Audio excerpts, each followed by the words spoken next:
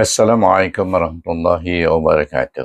Alhamdulillah rabbil alamin wassalatu wassalamu ala syafil anbiya'i wal mursalin sayyidina Muhammadin wa ala alihi washabihi ajmain. Selamat berjumpa lagi sahabat-sahabat dan teman-teman dalam program kita membincangkan hukum-hukum tajwid yang terdapat dalam juzuk yang 13 surah yang kedua, surah Yusuf. Dan kita akan membincangkan ayat yang ke-83 dan 84. Untuk itu, sama-sama sahabat-sahabat menumpukan perhatian di papan putih belakang saya. Saya akan berada di depan papan putih tersebut menjelaskan tentang hukum-hukum tajwid yang terdapat padanya, insya-Allah. Ya, untuk itu, sila tumpukan perhatian sahabat-sahabat semua kepada papan putih tersebut. Saya akan jelaskan hukum-hukum yang terdapat pada ayat tersebut, insya-Allah. Kita mulai dengan ta'awuz. A'udzubillahi minasyaitonirrajim. Bismillahirrahmanirrahim. Baik, panduan untuk kita membaca ayat Quran dengan betul iaitu tentukan suku kata, setiap suku kata. Misal kata kha, dia ada alif sepasnya. Hendaklah dia baca 2 harakat. Sebab itu datang hukum asli 2 harakat. Lam alif la, walaupun tak ada hukum, kita mesti tentukan bahawa lam tu datang daripada maharasnya, ya, di mana sebut huruf lam tu daripada maharasnya di mana, di depan, iaitu di hujung gigi kacip, gigi kacip atas, gusi yang keras, di hujung gusi yang keras, iaitu huruf lam, iaitu contohnya. Maknanya kita akan bunyi lam alif la, daripada maharasnya keluarnya huruf. Baik, qala bal, alif lam bal ada tanda sukun itu, ya. Jadi qa itu dibaca dengan asli kerana ada alif selepas baris alif. Benda tak ada, lam terus saja, qala bal pun lam mati ba alif dengan lam. Baik, dan setiap suku kata bal tu datang daripada mana? Ba alif ba saja bunyinya kerana dia bertemu dengan huruf lam yang sukun. Itu caranya, ya. Baik, selesai. Baik, kita pergi kepada sawalat. Ada tak hukum pada sawalat? Sim alif waw saw. Saw tekankan pada sin beraris alif, dibaca tasydid dengan huruf waw. Saw wa alif wa lam alif ta. Let's saw wa let's. Dan lam alif la terus saja sambung, lam alif la ka wa mim sukun. Mim sukun ini ada tanda sukun. Itu tanda sukun. Kalau kosong je kita panggil sukun saja. Saya kata alif sukun. Alif ni sukun, dia tak ada tanda baris. Yang ni ada tanda sukun. Dia sukun tapi ada tanda sukun menunjukkan dia dibaca dengan izhar. Bila ada tanda sukun ni dibaca dengan izhar, oleh kerana dia berkaitan dengan mim, tidak bertemu dengan huruf mim, tidak bertemu dengan huruf ba selepasnya, maka dibaca dengan izhar syafawi. Hamzah alif nun sukun, nun sakinah ataupun nun sakinah atau nun sukun. Nun sukun itu bertemu dengan huruf fa. Huruf fa adalah huruf Efa, iaitu dibaca dengan Efa hakiki usta. Huruf fa itu terdiri daripada kategori usta. Jadi kita kena baca dia mengikut iaitu kategorinya. Itu anfusukum, iaitu usta berada di tengah-tengah. Dia tidak cenderung pada izhar, tidak cenderung pada idram. Bacaan Efa kena faham antara izhar dengan idram. Jadi bila kita baca wusta, dia tengah-tengah, tidak cenderung pada izhar dan tidak cenderung pada idgham. Kalau kubra cenderung pada izhar, kalau sugra cenderung kepada idgham. Ingat tu. Ini fa wa fusim wa suka wa minkum fusukum. Baik, kum sekali lagi izhar syafawi. Hamzah alif mim sama juga izhar syafawi. Baik, sad lam ya adalah wakaf hasan, boleh yang aulanya wasal. Jadi saya bagi hukum tentang wasal sahaja. Tanwin bertemu dengan fa dibaca dengan fa hakiki wusta juga semacam ini. Tapi andai kata kita habis nafas, kita nak baca situ, tanwin bertemu dengan huruf alif itu. Selepas tanwin ada huruf alif, maka hendaklah digantikan supaya alif itu adalah huruf mat. Boleh dibaca dengan mat, mana sebelumnya mestilah baris alif saja. Satu je, baris satu alif. Tak boleh baris 2, maka gantikan baris 2 kepada baris 1, dia bercanggih mat iwat amra. Tapi bila oleh aulanya wasal, amrau, baca dengan fa hakiki usta. Amrau fasabarun jamil. Sad alif ba huruf qalqalah duduk di tengah kalimah, baca dengan qalqalah sugra. Fasabarun. Baik. Kalau dia saja kita wasaba, tu kubra.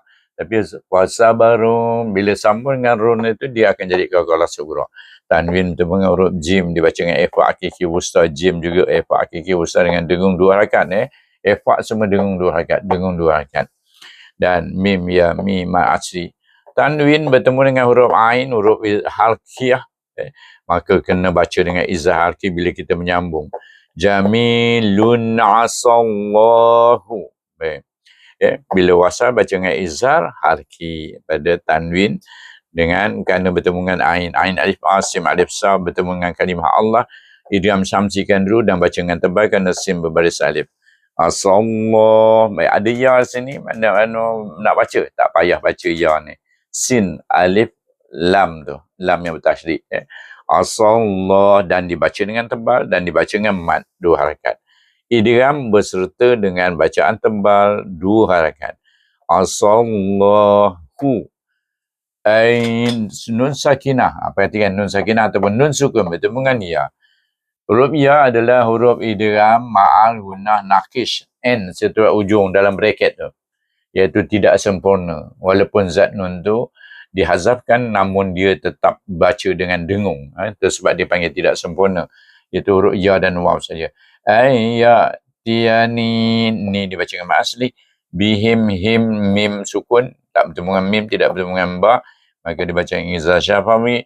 Jami, mi dibaca dengan mat asli. Baik, sekali lagi kita jumpa. Ni boleh berhenti, boleh sambung, boleh wakaf, boleh wasal. Maka wakaf kita baca dengan mat iwad, baris 2 ada alif, sama juga di sini tadi. Tak kira dia baris 2 izhar ke. Kemudian kalau kita wakaf, kita baca dengan izhar halki pada an. Kalau kita wasal, jami'an innahu, sini baru baca dengan wajib gunnah pada nun bertasydid. Hamzah ya nun, nun alif naha waw hu, di sini ha damir dibaca dengan maksilah qasirah, dibaca dengan mad. Kerana ha damir berada antara huruf nun yang berbaris dengan ha yang berbaris. Jangan kira apa sepanjang, walaupun dia ni ha, sepanjang ha juga. Ha damir itu sepanjang dapat ha juga, maka dia tetap dibaca dengan maksilah qasirah. Baik, ha waw hu, waw alif waw. Waw bertemu dengan alif lam kamariyah, maka hendaklah diizharkan waw itu kepada huruf lam yang ada tanda sukun tu. Huwal. Ain alif an lam yali ali, baik mat asli. Mim waw mu bertemu dengan alif lam kamarah juga, baca dengan izharkan ni mul. Huwal alimul hakim, iaitu ma'arif disukun 2, 4 dan 6 harakat. Ayat selesai ayat yang ke-83. Kita pergi pada ayat yang ke-84 bermula dengan wa ta wal. Waw alif lam, apabila nak menyebut suku kata wa tu tak boleh sebut wa saja, kerana ada tasydid pada sepas hurufnya. Maka hendaklah gabung 2 tu, waw alif lam wal, lam alif la, ada alif. Wa tawalla, la dibaca dengan mat asli 2 harakat kerana ada alif. Baris alif ada alif. Dan kemudian anhum, ain alif nun, nun ada tanda sukun izhar. Kerana apa izhar? Kerana dia bertemu dengan huruf izhar, huruf halqiyah, huruf halqum. Wa mim izhar syafawi, dah tahu dah. Dia tak bertemu dengan mim, tidak bertemu dengan ba. Wa alif wa, qaf alif qa, sama dengan sini mat asli. Wa qala, baik di sini iya, mat jaiz munfasil, nampak macam ya asapa. Ya tu ada seruan, mana dia mat jaiz munfasil, ya ayyuhallazina amanu, ya ayyuhan nas, gitu. Ya ayyuhallazina kafaru, sama juga. Ya itu adalah mat jaiz munfasil dan dibaca panjang 4-5 harakat. Ya asafa, fa pun dibaca dengan mat asli, ada alif sepanjang, ain alif lam alif ada alif juga mat asli. Ya waw, ada waw selepas baris waw, mat asli juga. Yusufa, ya asafa ala Yusufa wa bayadad sini jangan dikalahkan pula dad itu. Dia bila baris tak ada, dia tak berbaris pun dad tu tak kalah, dia duduk di atas sana. Dia tutup kita punya rongga mulut tu. Wab, iaitu ba duduk di tengah ni, kalau sughra, waw disambung dengan ba tu, ba sukun.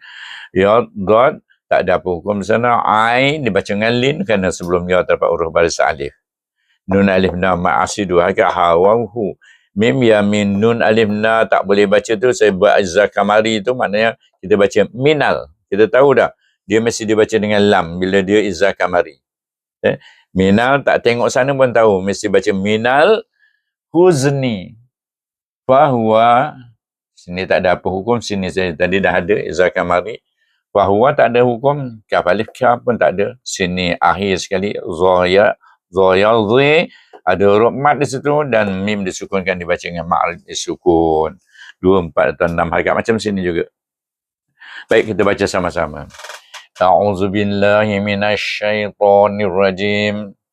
Bismillahirrahmanirrahim. Tarik nafas panjang. Qala bal sawwalat lakum anfusukum amran fasabarun jamilun asallahu an ya'tiyani bihim jami'an innahu huwal alimul hakim. Wa tawalla anhum wa qala ya asafa ala yusufa wa biyaddat aynahu minal huzni fahuwa kazim.